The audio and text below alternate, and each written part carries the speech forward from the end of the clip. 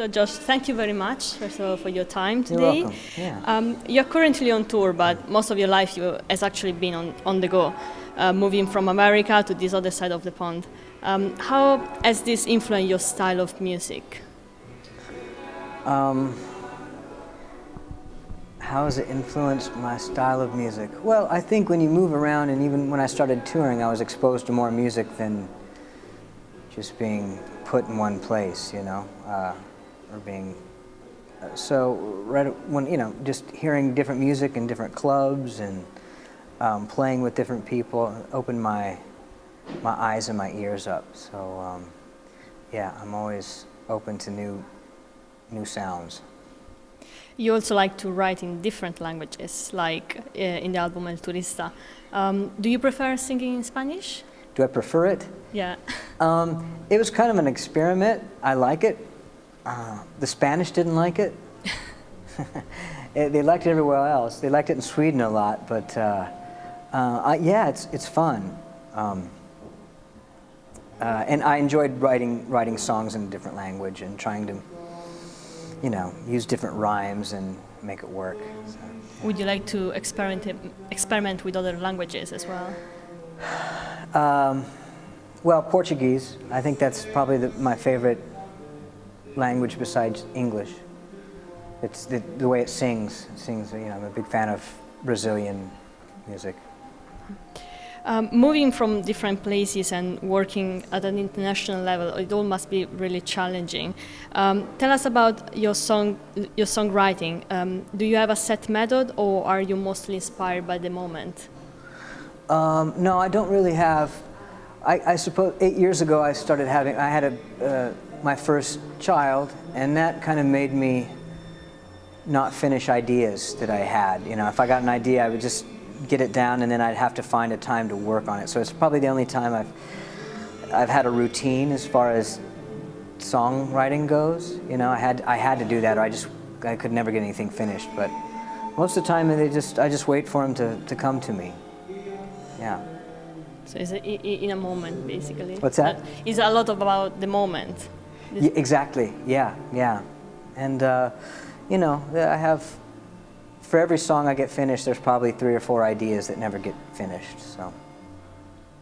Your debut single is titled "Dress Up Like Nebraska," and your music career kick-started off actually in the States. And as we were saying before, you're actually coming back there. Is there any nostalgia? Is it because of a little bit of nostalgia for the United States? Well, sure. I mean, I love American music, you know, and I love, you know, moving back there. I realized how much I missed, you know, just how many people do it and are really, really good at it. You know, being around them kind of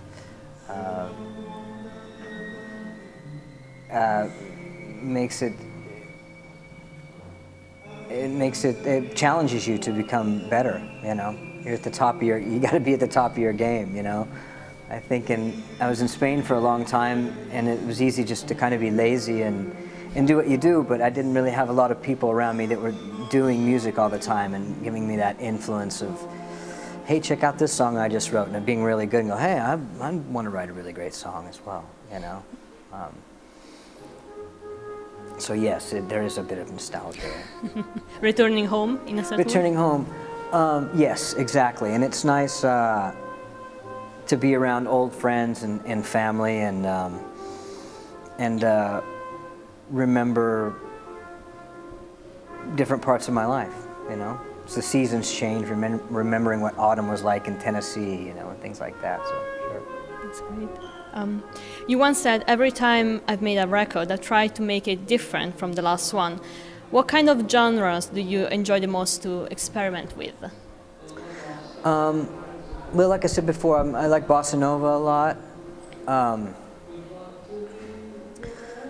I like jazz a lot, Chet Baker.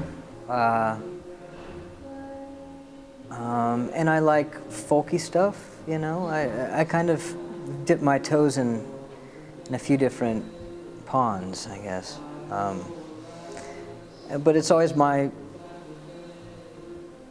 kind of gravelly, squeaky voice that's behind it all, so it managed to tie together somehow. But I think just a good song is a good song, you know. In particular, regarding your latest single, what inspired you to move a little bit more towards digital tones? Well, I'd never really done a record with keyboards on it, and I was writing a song with my friend Daniel Tashin, and he brought up an idea he had, and it reminded me of a group called the Blue Nile, which was a group from Scotland in the 1980s, and I said, oh, I was a big fan of that. He said, let's do some songs like that. So that kind of started the whole thing, and I thought, and I played it for some friends, and they really liked it, and they said, wow, this is brave. If you did this, this would be brave, because it's not really kind of folky singer-songwriter. And I said, well, let's be brave and do something a bit different. But yeah, so that was the inspiration, was some of the 80s art pop, sophistopop bands that I liked that were from the UK, actually. Yeah. And on Facebook, you presented this new single, writing in a post, the song is somewhat of a mantra, an ode to not giving up, long live love, and the lyrics of Leonard Cohen. How are you connected to Cohen? With Leonard Cohen? Mm-hmm. I mean, I'm a big fan of his poetry and his recordings. And for this record that I'm working on, the record I'm Your Man, that has a lot of like cheap keyboards and stuff on it. I really enjoy that record. So that was an inspiration, but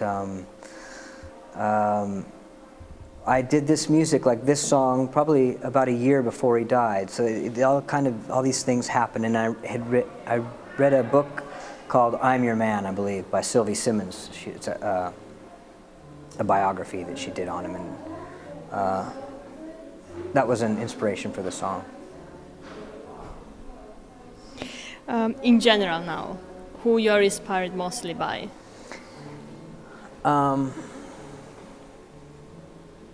As far as a recording artist, there's too many, I think. Few. A few? I have a friend named Hal Gelb. He's an inspiration for me. He keeps going and making wonderful music. You know, Bob Dylan, you know, of course. Paul McCartney, any of the greats, you know. Anything you can tell us about the next projects coming up? Well, it's as my little boy put it. He said, "Dad, I played him one of the songs from one of the new songs I'm working on, and I said, what do you think about that?" And he said, "I think that sounds sexy." I think he was learning the meaning of the word sexy, but no, I'm working on kind of a late night record.